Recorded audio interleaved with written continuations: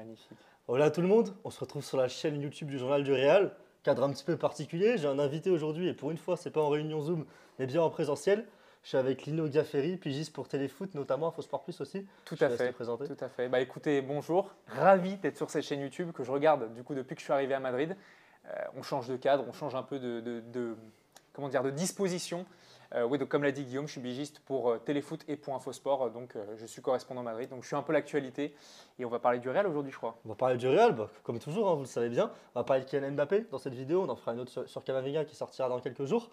On va faire un gros point finalement autour de Kylian Mbappé, sa saison, le drama qu'il y a eu avec l'équipe de France dernièrement.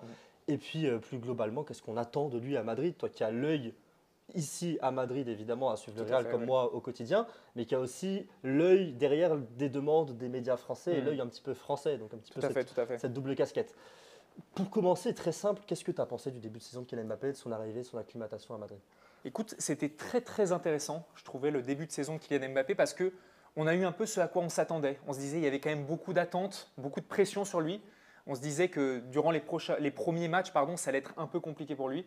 Alors, il a marqué lors de ses débuts, lors de la Supercoupe face à l'Atalanta, mais ses débuts en Liga étaient un peu compliqués. Il y avait eu les 3 premiers matchs où il n'avait pas marqué, où dans le jeu, même le Real Madrid, dans sa globalité, jouait pas très bien. Il y avait des gens qui mettaient la faute sur lui. Et donc, comme tu le disais, moi, le point de vue que j'ai avec les médias français, c'est que tout de suite, on était en mode la crise Mbappé, quoi. Au bout de 3 journées, c'était la crise Mbappé. Beaucoup de gens se posaient des questions quant à son niveau de jeu, quant à son adaptation, quant à son adaptation aussi bien dans le club, lui, qu'au sein du collectif, le 11 du Real Madrid, parce que Ancelotti ne le faisait pas tourner. Donc en plus, c'était ce truc de il y a des choses qui changent, Mbappé ne bouge pas et pourtant, on reste sur quelque chose d'assez moyen. Et après, voilà, ça allait mieux. Il y a eu un enchaînement, il y a eu ce déblocage avec le doublé. Il a marqué son but lors de son premier match de Ligue des Champions, ça allait mieux. Il y a quand même encore un peu des critiques. Il y a eu ce petit drama entre guillemets avec l'équipe de France. Mais On y voilà, reviendra un après, début de ouais. saison qui était bien, bien chargé en émotions et en haut et en bas, quoi. Ouais, bien chargé en émotion pour lui, en actu, comme tu l'as dit. Il y a eu ce petit passage de 3 matchs sans marquer. Alors on sait qu'en France, ça a beaucoup rigolé, ça a beaucoup critiqué, ça a beaucoup parlé. En Espagne, c'était moins le cas, hein, pour le coup. Tout Tu à as fait. dû aussi le remarquer. Tout à fait, Hein, parce qu'il y avait des même- questions qu'on me demandait, c'était pourquoi est-ce qu'en France on lui tombe dessus alors qu'en Espagne, très vite, on l'a un peu adopté, entre guillemets, où on avait tendance à plutôt le mettre en avant, à le féliciter, etc., quand et il on faisait a des bonnes com- performances. et on a compris le temps d'adaptation nécessaire en fait. Tout Il n'y à avait fait. pas ce côté de Mbappé arrive dans une équipe qui vient de gagner avec des champions et l'équipe tourne moins bien. Les gens ont compris qu'il y avait un temps d'adaptation nécessaire et surtout qu'au Real, il n'y avait pas que s'adapter en attaque, se comprendre entre les Tout à attaquants, fait. il y avait surtout l'adaptation par soustraction au départ de Toni Kroos à faire. Et c'était surtout ça le vrai problème du Real Madrid sur le début de saison, et c'est encore ça le vrai problème du Real, c'est ce côté relance, refaire sortir les ballons proprement, et ce côté transition défensive, comment stopper les transitions défensives, là où Kroos était essentiel la saison dernière, avec un Kroos qui sentait passer les ballons, et ça ces problèmes-là, c'est pas le problème d'Mbappé. Alors c'est un joueur qu'on voit beaucoup marcher, c'est un joueur qu'on voit faire assez peu les efforts, on a vu Rodrigo en faire énormément du coup pour que le front d'attaque fonctionne bien, on a même vu Vinicius en faire un petit peu plus, notamment sur demande de Carlo Ancelotti, j'en avais parlé je crois en conférence de presse une fois, mais du coup il y a quand même évidemment une adaptation aussi dans le jeu, même s'il y a le très beau but par exemple c'était contre quelle équipe avec Bellingham. Avec Avec Bellingham, c'est très récemment, je crois que c'est contre Alaves. C'était peut-être contre Alaves, mais c'était récemment en tout cas. Mais ce but-là, voilà, montrait qu'il avait commencé à y avoir vraiment Tout à fait, des ouais. automatismes. Mais on sent que voilà, il y a un temps d'adaptation qui continue. Il a eu sa petite blessure en plus, qui l'a empêché de derby, qui lui a fait faire une rentrée où il était clairement pas au niveau contre Tout à Lille. fait, contre Lille. Et même un dernier match là, contre Villarreal où il n'a pas non plus été flamboyant Mbappé. Donc toi, qu'est-ce que tu en penses sur ce qui va venir en fait pour lui d'un point de vue physique, d'un point de vue football? Comment il va continuer une adaptation linéaire un petit peu, comme on voit quand même une progression. Parce que tu penses qu'il y a vraiment un problème ou quelque chose chez lui, on ne verra pas le top Mbappé qu'on a connu jusqu'en 2022? Écoute, dis-moi si je me trompe, mais déjà dans un premier temps, il y a le côté physique, je trouve, qui, moi, et comme beaucoup de gens, m'a marqué, parce qu'en fait, dès le début de saison, on a senti qu'il avait retrouvé des jambes. Là où en fin de saison avec le PSG, on avait senti qu'il était quand même assez lourd, il avait vraiment perdu de À l'explosivité. l'Euro, Tout à fait, ah ben, vraiment, pour le coup, c'était criant. Et là, en ce début de saison, on avait senti qu'il avait retrouvé des cannes. Alors, il y a eu cette petite blessure où, voilà, je n'ai pas trop envie de rentrer en détail, parce qu'il y a eu des choses qui ont été dites, d'autres voilà, qui ont contredites, donc on ne sait pas vraiment où se situer, mais en tout cas, il s'en est remis très vite. Et là, de ce qu'on a entendu, c'est que le fait qu'il ne fasse pas ce rassemblement va lui permettre de beaucoup travailler, notamment en salle, si j'ai bien vu les informations. ouais. C'est 2 semaines de prépa. Hein. Là, Tout à fait. c'est une sorte de mini préparation pour Kylian Mbappé. C'est pour ça qu'il n'est pas allé avec l'équipe de France. C'est pour se concentrer, se reconcentrer physiquement sur le Real Madrid, avoir une vraie coupure en termes de football, ne pas avoir disputé 90 minutes à haute intensité, comme il aurait dû le faire sans doute 2 fois pendant cette trêve avec l'équipe de France. Et c'est vraiment une coupure, une sorte de mini-préparation, puisqu'on sait qu'il a eu qu'une semaine de prépa avant la Supercoupe, qu'il a eu une coupure après l'Euro, mais que voilà, c'est un joueur qui enchaîne, avec le Covid qui a déplacé des matchs, la Coupe du Monde 2022, qui avait fait un calendrier très resserré il y a 2 ans. C'est un joueur qui enchaîne. L'an dernier, il n'a pas eu de préparation puisqu'il était dans le loft du Paris Saint-Germain. On l'a vu toute la saison être en deçà physiquement, même s'il avait sorti de belles performances, notamment contre la Real Sociedad, mais contre le Barça aussi. Mais en tout cas, il n'a peut-être pas eu de préparation finalement depuis l'été 2022, en soi, de vraie préparation. Et là, il a 2 semaines pour pas repartir de zéro, puisque la saison a déjà commencé, mais pour repartir sur de bonnes bases, on va dire, pour se remettre vraiment à 100%. Et on va voir ce que ça donnera dès le retour de la trêve sur ce point-là. Est-ce que tu veux qu'on parle un petit peu du coup quand même de la polémique qu'il y a eu en France? Alors en Espagne, les journalistes ne comprennent pas, personne ne comprend pourquoi il y a polémique, dans le sens où il n'a pas envie d'aller en sélection. Écoute, le Real Madrid passe avant, le Real Madrid passe avant. C'est un peu l'avis des journalistes espagnols qui ne comprennent pas pourquoi il y a polémique, alors qu'en France, ça a quand même fait couler beaucoup d'encre. Pardon. Il y a même eu une question posée à Didier Deschamps à ce sujet-là. Si tu peux me dire ce qu'a dit Deschamps et même plus globalement pourquoi la France a tant réagi, alors qu'en Espagne, tout le monde alors ça c'est la sélection française, mais en Espagne, tout le monde s'en fiche et cherche même pas à faire des gros titres là-dessus ou à faire de l'argent là-dessus. Je trouve que cette histoire, elle est quand même assez parlante de la différence de culture footballistique entre guillemets entre l'Espagne et la France.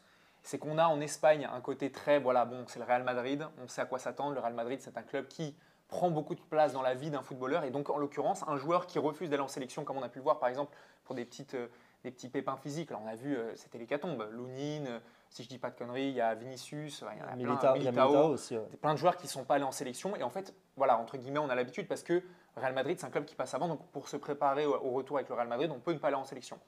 En l'occurrence, avec Mbappé, du côté français, il y a un détail qui marque tout le monde, c'est quand même le capitanat. Et en fait, c'est par rapport à ça, je trouve qu'il y a beaucoup de polémiques. C'est quand on est capitaine de l'équipe de France, on se doit d'avoir ce supplément d'âme, ce truc de se dire, bon ok, j'ai peut-être un pépin physique, etc. Mais si je suis en capacité, ne serait-ce que de jouer 10 minutes, j'y vais pour apporter ce que je peux apporter. Alors, est-ce que… Voilà, la question est ouverte sur cet aspect. Après, il y a aussi un autre point à prendre en compte. Mbappé a besoin d'une coupure. Tout à fait. A besoin d'une coupure, même plus longue que celle qu'il a eue un petit peu après l'Euro. Il a besoin d'une coupure. Il voulait déjà, de ce que j'en sais, à la première trêve, avoir cette coupure-là. Elle lui a été refusée. On lui a dit non. Deschamps n'était pas du tout d'accord. Lui, il n'avait pas de raison physique, entre guillemets, de petite excuse. Parce que tu as cité Lounine, Vinicius, Militao qui sont out pendant cette trêve-là et qui vont sans doute revenir dès le premier match à Vigo pour le Real Madrid. Ils ont tous un petit pépin physique, une petite justification médicale, une petite excuse. Alors, est-ce que ça vaut la blessure qu'ils ont, vaut le fait de ne pas aller en sélection? Peut-être pas. Mais en tout cas, ils ont tous une petite excuse. Et Mbappé aussi, sa blessure d'il y a 10 jours a été utilisée comme excuse, entre guillemets, un petit peu quand même de sa non-venue en équipe de France. Mais il voulait déjà une coupure à la première trêve, là il en veut une. C'est aussi ton joueur phare, c'est ton meilleur joueur. Là c'est des matchs de Ligue des Nations, c'est des matchs de poule de Ligue des Nations. En soi, avant c'était des amicaux. Bon, alors maintenant ça a une petite valeur mais compétitive, mais ça vaut rien. Et bah écoute, c'est le joueur sur lequel tu te reposes le plus en sélection depuis 5-6 ans. Et bah laisse-le souffler. Tu vois, ça devrait être normal de laisser le mec souffler. Après par contre ça crée un précédent où là du coup c'est-à-dire que tout le monde gagne un droit à souffler. Et là c'est quelque chose de différent. Mais moi, à mes yeux, c'est un joueur a besoin et envie de souffler quand on voit toutes les blessures qu'il y a tout autour et tout ça. Et écoutons le joueur et laissons-le souffler. Quoi. Moi j'allais y venir. Cet argument de vouloir le laisser souffler, il est légitime et il est compréhensible. Mais par contre, je trouve qu'il y a quand même des points où ça a été mal géré d'un sens quand même parce qu'on ne doit pas le faire entrer contre Lille. On ne doit pas le faire jouer 90 minutes contre… non, pas 90 minutes, je crois qu'il est sorti vers la… Je ne sais plus comment remplacé par Hendrik. 72e. Tu ne dois pas lui faire démarrer ces matchs-là parce qu'en fait, après, tu envoies un message de… en fait, il peut jouer 90 minutes en Liga, il peut faire ses entrées en Champions League à des matchs de haute intensité, en plus quand le Real Madrid est, entre guillemets, en nécessité d'un résultat. Donc, on lui demande de faire des trucs qui, entre guillemets, physiquement sont très éprouvants. Et après, on dit non, mais en fait, non, vous ne comprenez pas, il ne peut pas quand même faire son truc en équipe de France. Mais à ce moment-là, pourquoi ne pas l'avoir fait souffler avec le Real Madrid? Non, mais soit ça, soit juste si c'est une com qui est non assumée par les deux parties. Tout à fait. Soit le Real Madrid assume écouter son joueur et vouloir le conserver, s'être mis d'accord avec l'équipe de France, parce qu'il y a évidemment eu des discussions, soit l'équipe de France assume et dit on donne un temps de repos à Kylian Mbappé, lui qui nous a tant donné depuis sur les 50, 60 dernières sélections, il est titulaire, je n'ai pas les stats, mais il doit être titulaire 53 fois, 54 fois, lui qui nous a tant donné, et bah, il a son temps de repos. Les joueurs, ils sont tous à se plaindre et à vouloir souffler, lui c'est l'un des joueurs qui a été le plus utilisé, en plus c'est un joueur qui, on le rappelle, a besoin de souffler et a besoin de se préparer physiquement à nouveau puisqu'il n'a pas eu une vraie prépa physique depuis l'été 2022. Et ça paraîtrait juste logique en fait d'assumer. C'est les non-dits et on essaie de mettre la faute sur l'autre entre l'équipe de France et la Real Madrid. Et le problème, c'est que ça tombe souvent la faute sur Mbappé, quoi. Et c'est après, lui qui s'en prend plein la gueule. Et là, actuellement, tout à fait. celui qui s'en prend plein la gueule, tout c'est à fait, Mbappé. tout à fait. Alors que finalement, lui, alors il a le brassard de capitaine, et c'est vrai qu'il devrait montrer l'exemple dans un sens, mais d'un autre côté, s'il a envie de souffler, qu'il souffle, quoi. Tout à fait.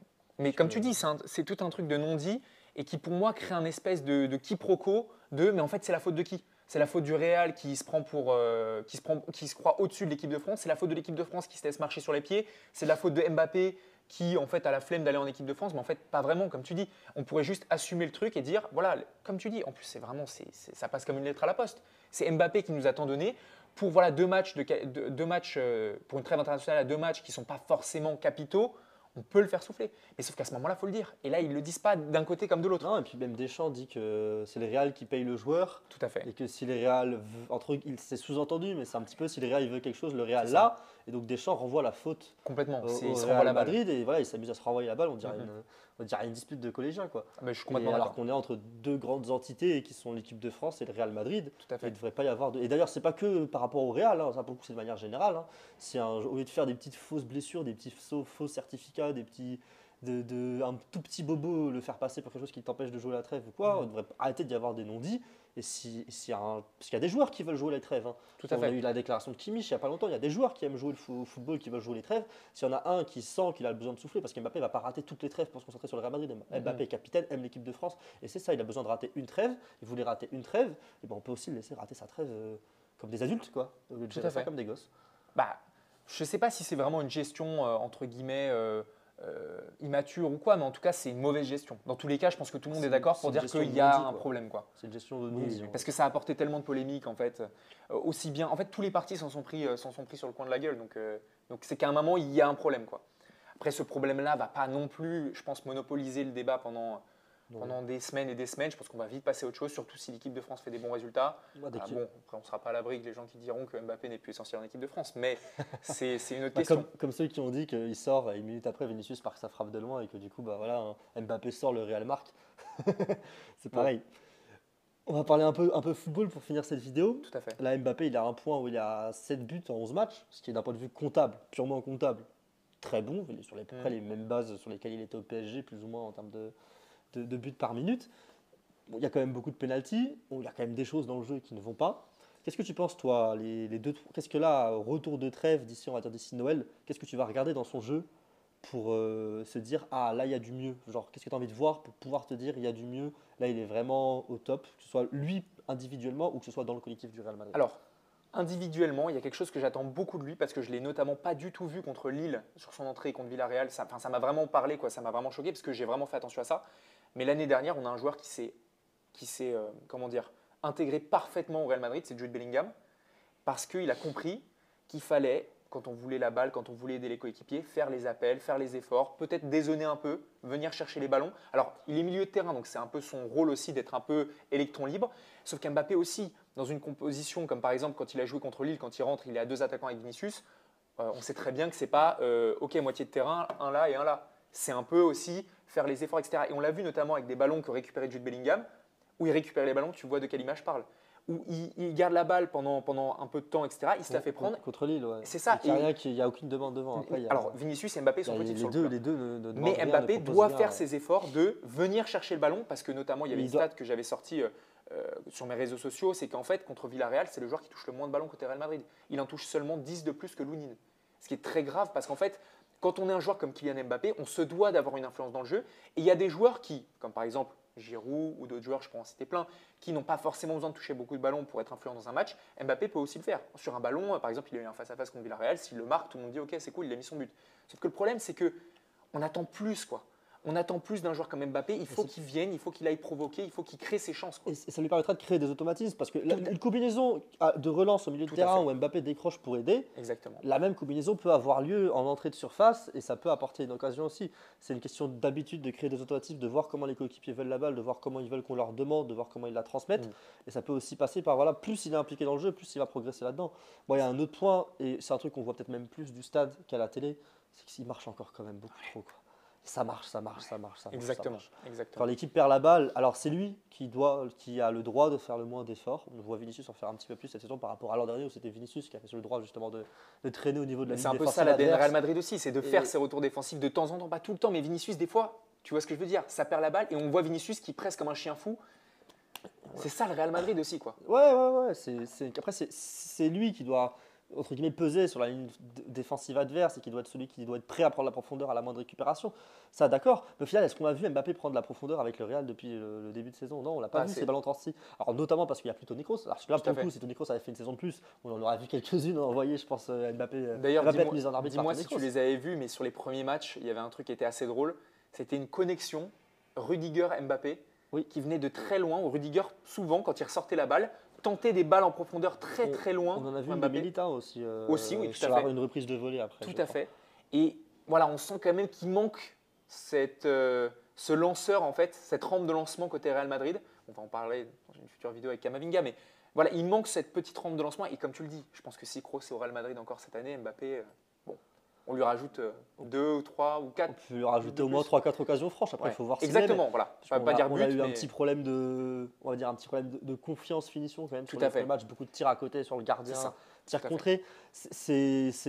On rate plus de frappes qu'on en met dans le football, mais il y avait un petit côté, on sentait c'était un petit peu trop récurrent, Exactement, ouais. même si c'est pas quelque chose de grave. Et puis encore Non, une non. fois, c'est à 7 buts en 11 matchs. Il faut quand même se rendre fou.